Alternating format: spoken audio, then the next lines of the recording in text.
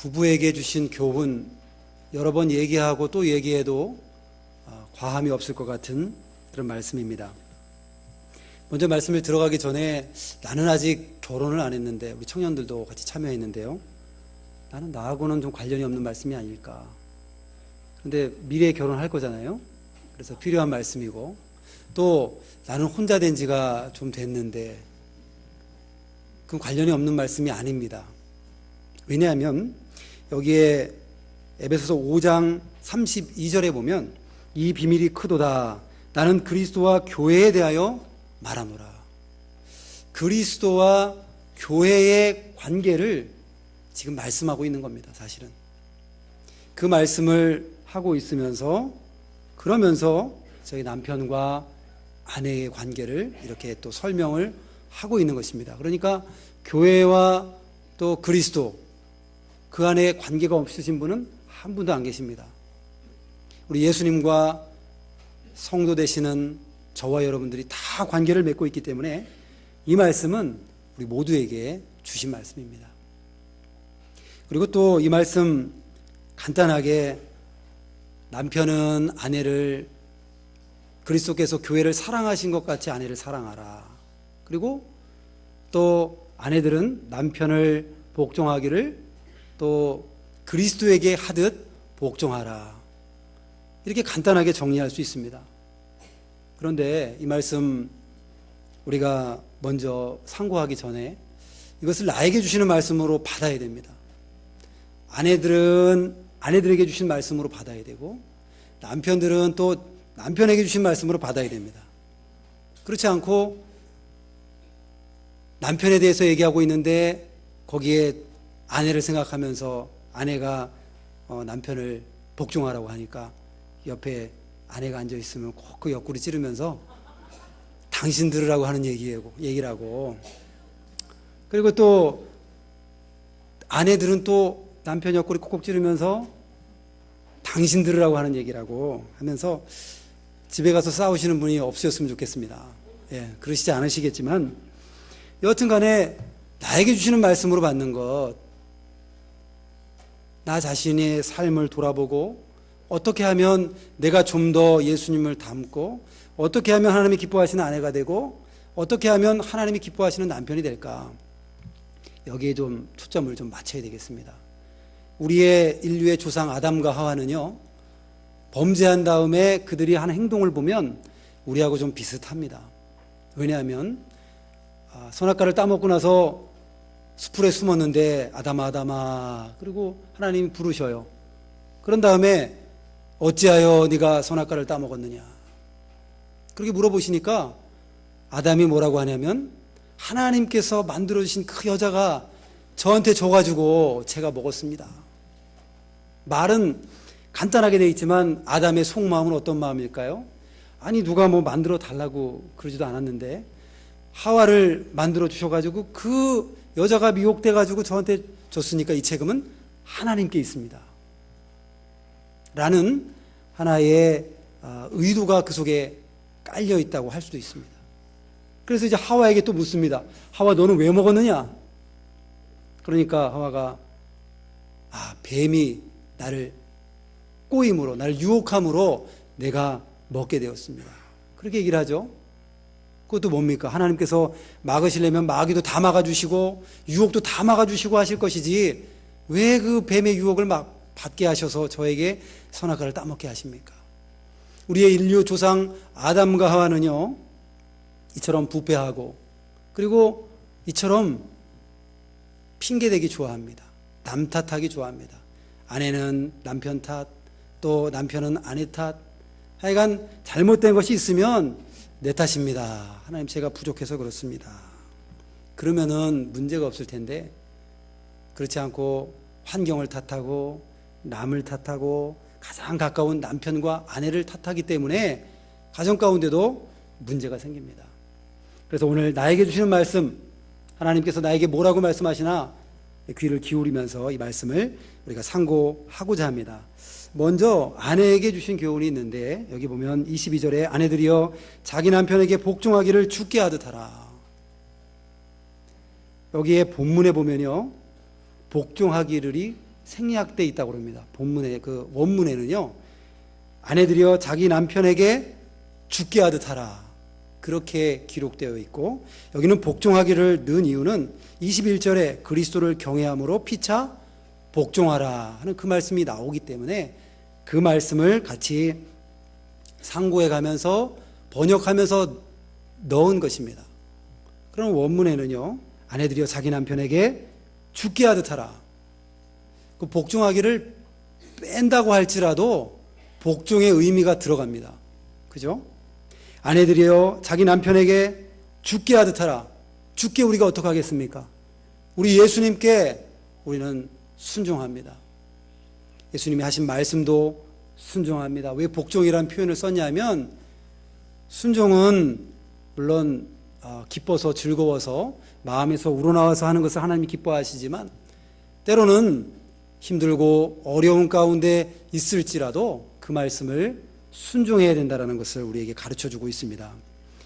남편에게도 복종해야 되는데 우리 예수님과의 관계를 좀 생각해 보면 예수님이 하신 말씀 여러분 기쁘게 순종도 우리가 하지만 순종하지 못할 때가 많이 있습니다.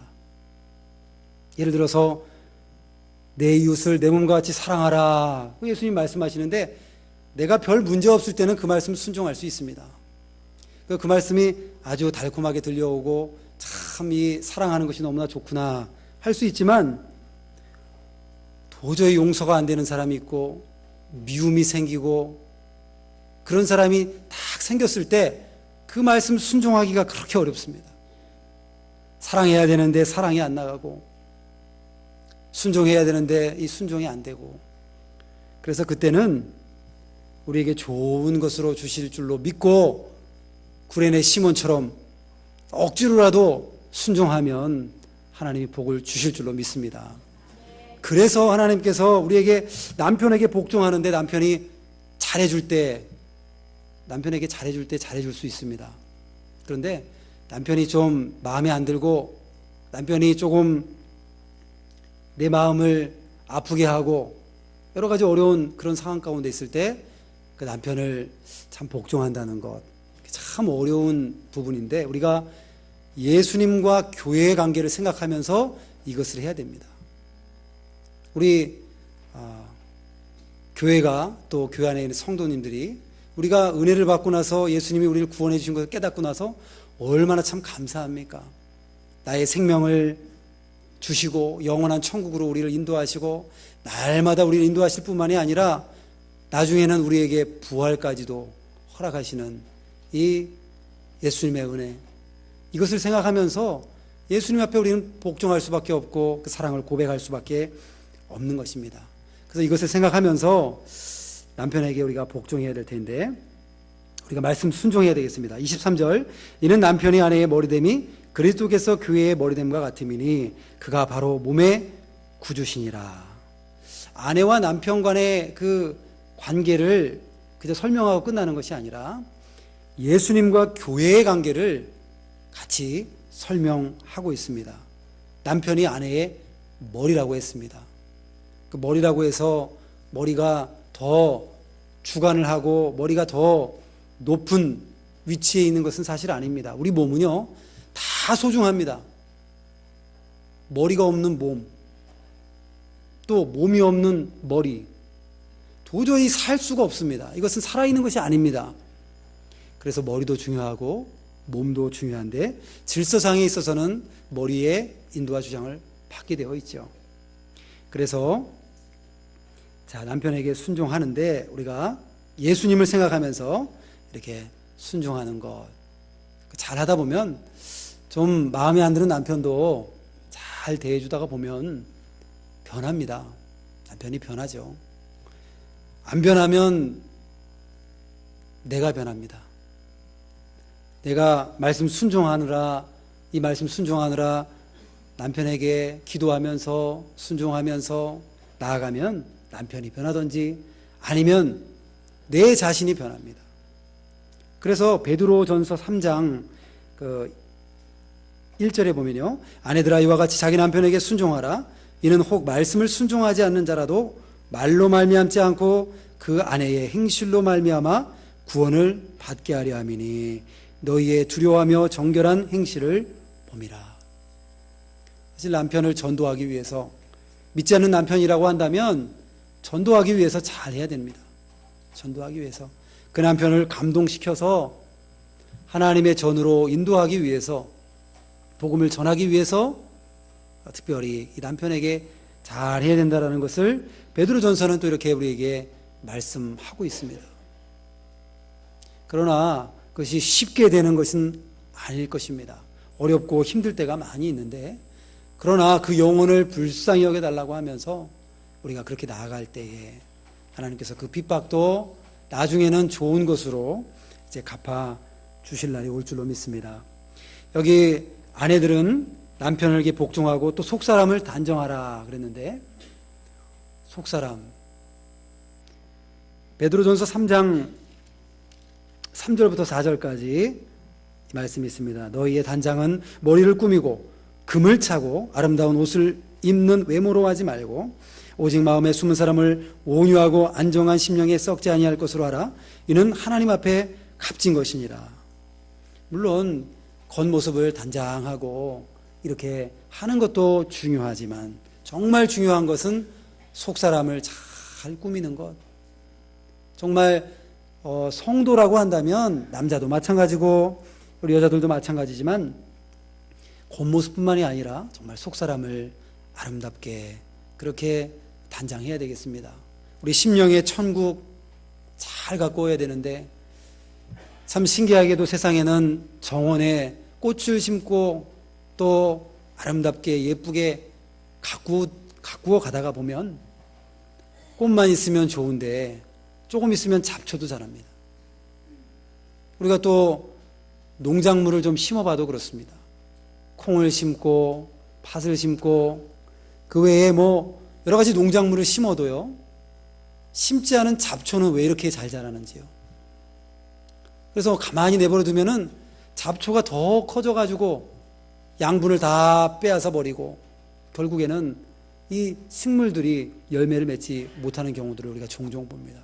정원을 가꿀 때에도 그 정원에 있는 풀도 뽑아주고 벌레도 잡아주고 물도 주고 또 거름도 주고, 그렇게 해야 우리 농작물도 잘 되고 또 정원도 아름답게 가꿀 수 있는 것처럼 우리의 속사람인 이 심령의 천국에 가끔씩 벌레가 생기기도 하고 가끔씩 잡초가 생기기도 하고 초목이 무성해지기도 하고 하나님의 기뻐하시는 열매를 맺어야 될 터인데 그 열매 대신에 온갖 더러운 것들이 생길 때가 있습니다.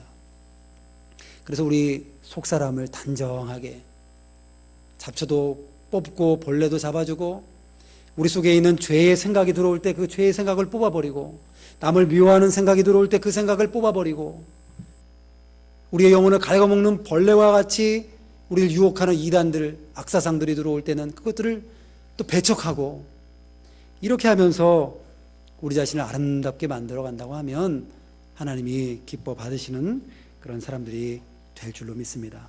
그리고 남편들을 경외하라 그랬는데, 남편들에게 남편을 존경하라는 겁니다. 존경. 여기 에베소서 마지막 절 오늘 본문에 보면 33절에 보면, 그러나 너희도 각각 자기의 아내 사랑하기를 자신같이 하고 아내도 자기 남편을 존경하라. 남편을 존경하면서, 존경하지 못할 때는 존경하는 마음을 주시옵소서. 남편이 변화받게 하여 주시옵소서.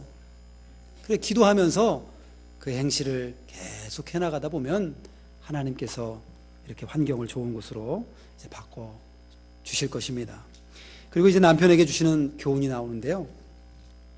24절에 보면 25절에 남편들아 아내 사랑하기를 그리스도께서 교회를 사랑하시고 그 교회를 위하여 자신을 주심같이 하라.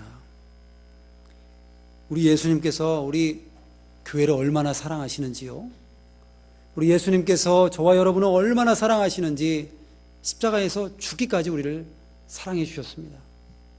그러니까 말은 쉽게 십자가에서 죽기까지 사랑해 주셨다라고 우리가 말하지만, 그러나 실제로 그 죽음 앞에서 온갖 모진 고통 다 당하시고 물과 피 다 쏟으시고 서서히 죽어가시는 그 예수님을 생각할 때에 참으로 그 사랑이 얼마나 큰지요. 누구를 대신해서 우리가 죽어주는 사랑 실천하기가 보통 어려운 것이 아닙니다. 내 생명을 내려놓고 다른 사람을 살리기 위해서 대신 죽어 주어야 한다고 한다면 그 사랑이야말로 얼마나 큰 사랑입니까? 우리 예수님께서는 저와 여러분들을 위해서 그 사랑을 실천하셨고, 그리고 자기 자신을 십자가에 내어 주기까지 하나님께서 우리를 사랑하시는 그 사랑을 확증해 주셨습니다. 그렇기 때문에 그 사랑을 생각하면서 그 사랑을 보답하기 위해서 이제 남편들아 아내 사랑하기를 그리스도께서 교회를 사랑하시고 그 교회를 위하여 자신을 주심같이 하라. 천상의 교회는요, 죄가 없고 문제가 없습니다. 예수님과 성도와의 그 영적인 교제가 너무 아름다워서 아무 문제가 없습니다. 천상의 교회, 천국에 있는 교회, 천국에 가 있는 성도들, 영혼들 이미 거룩해져 가지고 죄가 없고 슬픔도 없고 눈물도 없는 곳, 그곳에서 하나님과 예수님과 동행하면서 그렇게 예수님을 섬기고 있는데, 문제는 지상의 교회입니다. 우리 이 땅에 사는 교회 안에는요, 문제가 없을 수가 없습니다.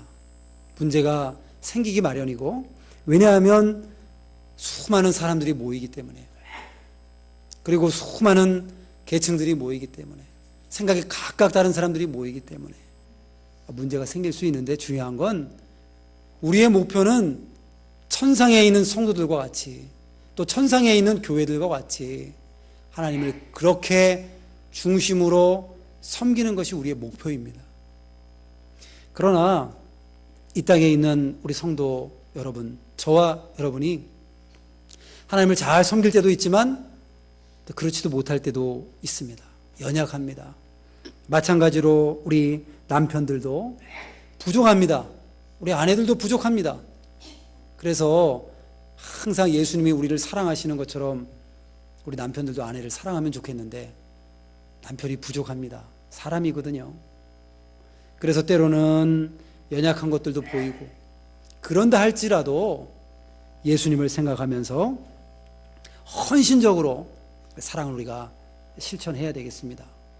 여기에 성경에 나온 바대로만 하기만 하면 문제가 있는 가정이 하나도 없을 것 같습니다. 초반에도 말씀드렸듯이 아내들은 남편에게 자기 할 바를 잘 하고, 남편은 또 아내들에게 자기 할 바를 잘 하고, 이렇게 해야 되는데 서로 핑계대면서 예수님이 우리를 사랑한 것처럼 나를 사랑하면 내가 당신을 복종하고 존경하겠습니다.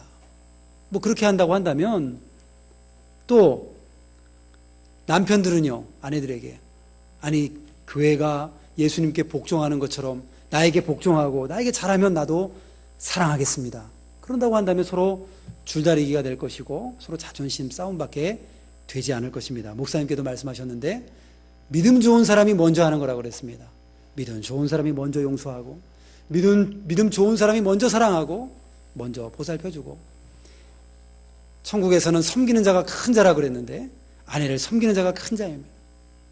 남편을 섬기는 자가 또 큰 자인 것입니다. 그리고 예수님께서 우리를 사랑해 주실 때에 무조건적으로 사랑해 주셨습니다. 무조건적으로. 뭐 너는 이거 못하는데 안 되겠다. 키가 너무 작아서 천국 못 보내겠다. 그렇게 하신 분이 아닙니다.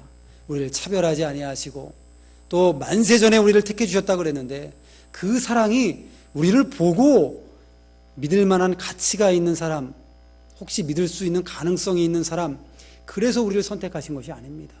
우리가 태어나기도 전에, 우주가 만들어지기도 전에 무조건적으로 저와 여러분들을 선택하시고 무조건적으로 사랑해 주셨습니다.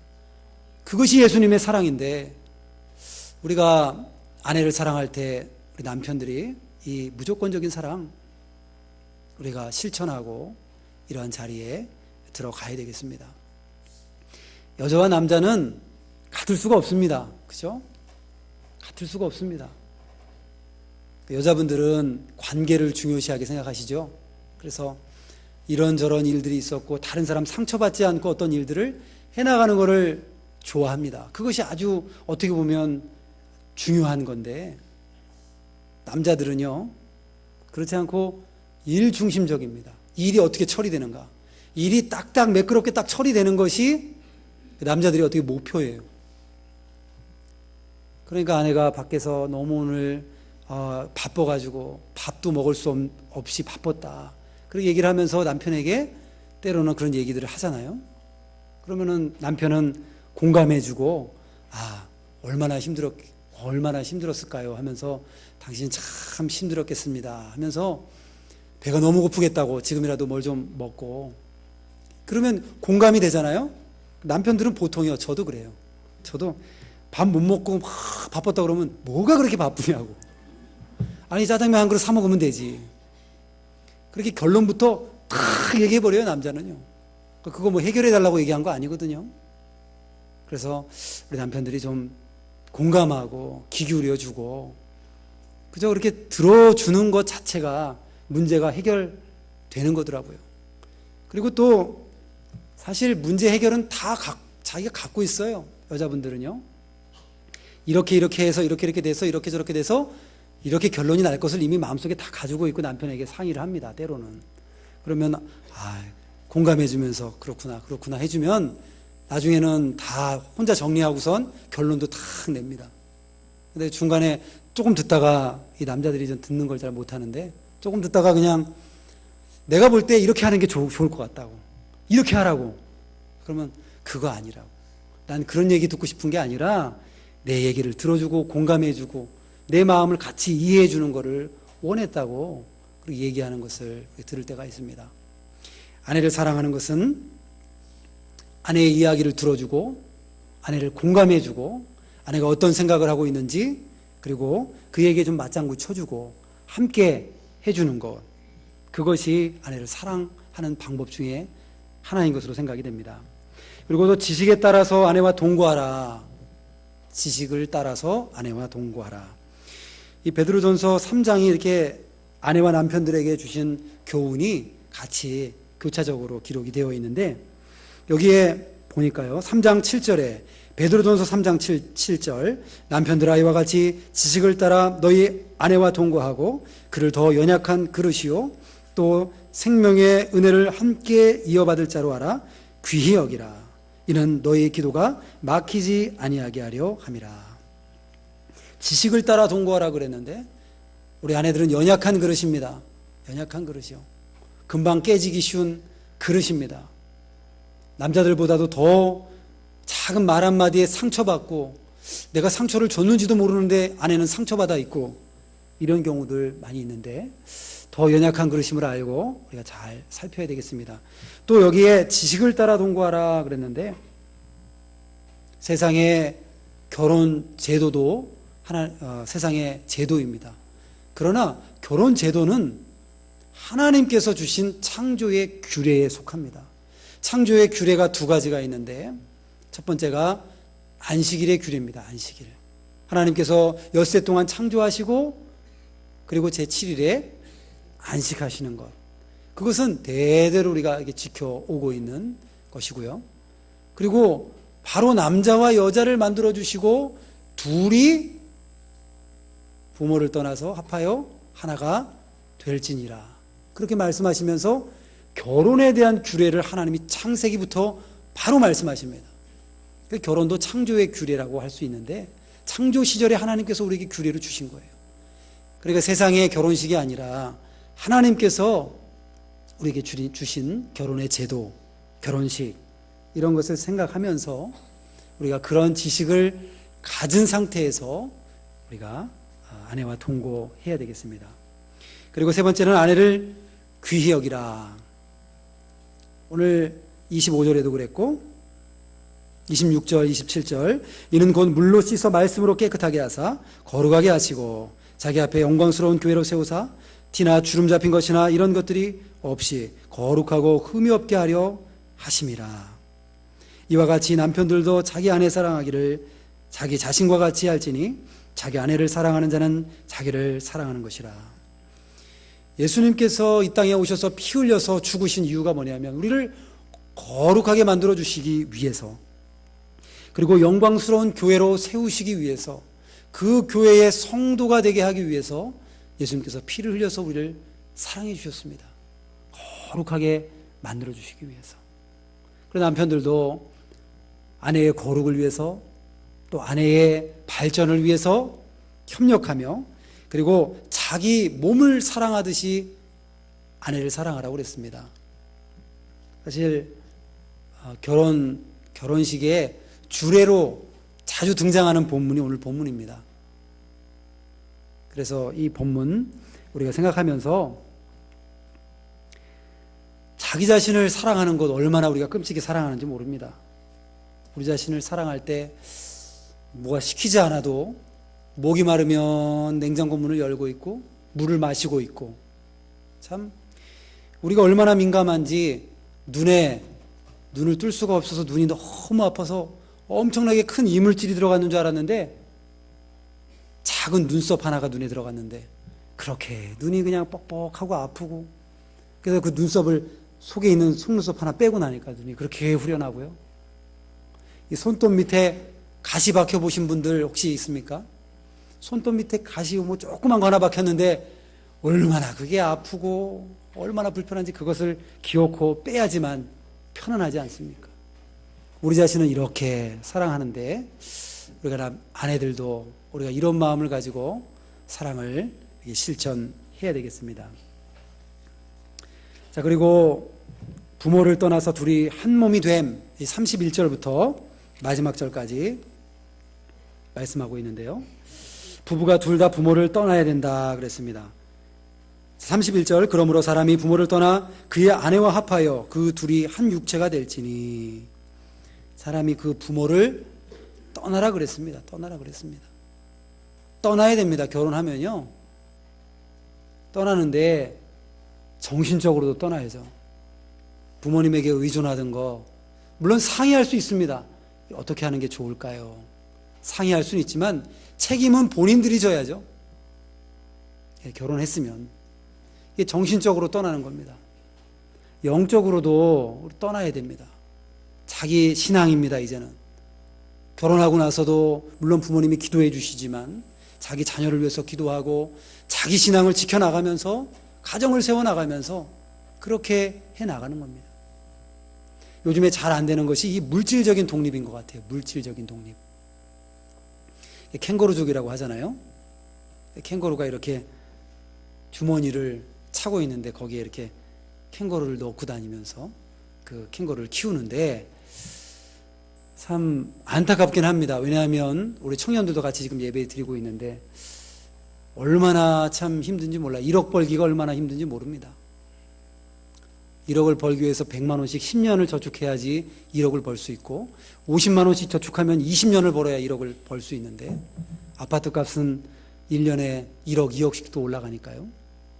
3억씩도 올라가고 이러다 보니까 청년들이 상실감이 크고 독립할 수 없는 그런 환경이 있는 게 참 안타까운데, 그러나 독립해야 됩니다. 경제적으로 이제 부모님에게 이제 의존하던 거 다 떠나서 이제 결혼하면 딱 독립해서 그 다음부터는 어떻게든지 간에 그 살림을 잘 꾸려나갈 수 있도록 둘이 협력하고 또 그렇게 해서 나가는 겁니다. 정신적으로, 영적으로, 또 물질적으로 그렇게 독립을 해서 따로 한 가정을 이루고 그리고 하나님과 아름다운 관계를 맺어 나가는 것. 참 어려운 거지만 그래도 우리가 해나가야 됩니다. 왜냐하면 말씀에 부모를 떠나라 그랬거든요. 떠나라 그래서 완전히 부모하고 인연을 끊어버리는 이런 떠나는 거 아닙니다. 이렇게 독립한다라는 것을 의미하는 거죠. 독립한 다음에 그 다음에는 부모님에게 효도해야 됩니다. 그리고 부부는 한 몸이라 그랬습니다. 여기 그의 아내와 합하여 그 둘이 한 육체가 될지니. 남자와 여자가 참 너무나 놀랍고 신비로운 관계입니다. 왜냐하면 전혀 관계도 없고 촌수도 없지 않습니까? 전혀 관계도 없는데 어느 날 만나서 결혼해서 같이 사는 겁니다. 얼마나 부부가 가까우면 부부가 영촌이지 않습니까? 영촌? 부부관계는 영촌, 자녀하고는 일촌. 벌써 자녀로 내려가면 벌써 촌수가 하나 생깁니다. 일촌. 그러나 부부와 관계 속에서는 무촌, 영촌. 그만큼 서로 하나라는 것을 확인할 수 있는 그러한 이야기도 될 수 있겠습니다. 부부는 일심동체라 그랬는데 서로 내 몸이다 생각하고 사랑하고, 또 자녀를 양육하는 것도 마찬가지입니다. 서로 공유해야죠. 공유하고 같이 양육해야죠. 아내들만 자녀들 키우는 거 아닙니다. 우리 남편들도 아내에 대해서 자녀들에 대해서 관심 갖고, 물론 잘 하실 테지만 문제가 생길 때는 자녀 교육을 어떻게 시켰길래 아내들에게 남편이 막 면박을 주는 경우들 가끔 드라마나 뭐 이런 데서 나오지 않습니까? 사실은 가장인 자기 책임인데요. 남편 책임이잖아요. 자녀가 잘못됐을 때 오히려 더 통회하고 애통해하면서 그 자녀를 위해서 기도하고, 그 자녀를 잘 인도하지 못한 것에 대해서 안타까워해야 될 사람들이 바로 남편들인데 아내에게 면박을 주기도 하고, 같이 키우는 것입니다. 같이 한 마음이 되어서, 이건 운명 공동체입니다. 어떻게 끊을 수도 없는 것이고, 하나님께서 또 갈라지지 말라고 말씀하셨기 때문에 그 말씀 순종해서 나아가야 되겠습니다. 부부의 도리의 비밀, 마지막 32절에 보면 이 비밀이 크도다. 나는 그리스도와 교회에 대하여 말하노라. 얼마나 이 신비로운 남편과 아내와의 관계가 얼마나 신비롭고 오묘한지, 이것을 그리스도와 교회에 대하여 말한다. 그렇게 말씀하시면서 아내와 남편에게 교훈을 주셨습니다. 마지막 절 33절, 그러나 너희도 각각 자기 아내 사랑하기를 자신같이 하고 아내도 자기 남편을 존경하라. 사실 우리가 이 말씀 많이 들었습니다. 많이 들었는데 순종하지 못했습니다. 그동안. 다시 한번 다짐하시고, 그리고 이제는 순종할 수 있도록 아주 큰 일부터 하실 생각하지 마시고 작은 일부터 한번 실천해 보시면 좋겠습니다. 남편들이 설거지도 좀 도와주고, 그리고 또 아내들은 더욱더 남편을 좀 인정해주고, 당신이 있어서 우리 가정이 이렇게 잘 될 수 있습니다. 그리고 남편 한번 더 인정해주고, 남편은 인정받을 때 힘이 나고요, 아내들은 사랑해줄 때 힘이 난다고 합니다. 작은 것 하나, 큰 거 뭐 대단한 거 하실 생각하지 마시고, 오늘 집에 돌아가시면 아내의 이야기에 귀를 좀 더 기울여주고, 또 눈을 마주쳐가면서 공감하고, 그리고 아내들도 남편을 조금 더 사랑으로 조금 더 인정해주면서 서로 작은 것 하나 실천하셔서 하나님이 기뻐하시는 귀한 가정들을 다 이루시는 여러분들이 다 되시기를 바라겠습니다. 기도합니다. 걸어가신 아버지 하나님의 은혜를 감사합니다. 예수님이 얼마나 우리를 사랑하시는지, 죽기까지 피 흘려서 우리 교회를 위해서 사랑을 베풀어 주셨다고 그랬는데, 우리 남편들도 아내 사랑하기를 이와 같이 할 수 있도록 도와 주시옵소서. 우리 성도들은 너무나 감사해서 예수님께 복종하고, 하나님 말씀에 복종하고, 하나님께 복종하는 그런 저희들인데, 우리 아내들도 자기 남편을 복종하기를 그리스도에게 하듯 실천할 수 있는 저희들이 다 되어줄 수 있도록 은혜 베풀어 주시옵소서. 하나님 아버지, 저희 가정 가운데 여러 가지 문제들이 있는 가정들이 있습니다. 하나님께서 불쌍히 여겨주시고 가정이 온전히 더욱더 새로워지고 세워질 수 있도록 은혜를 베풀어 주시옵소서.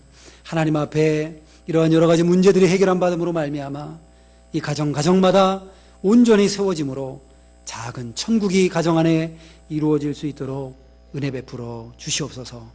예수님의 이름으로 기도하옵나이다. 아멘.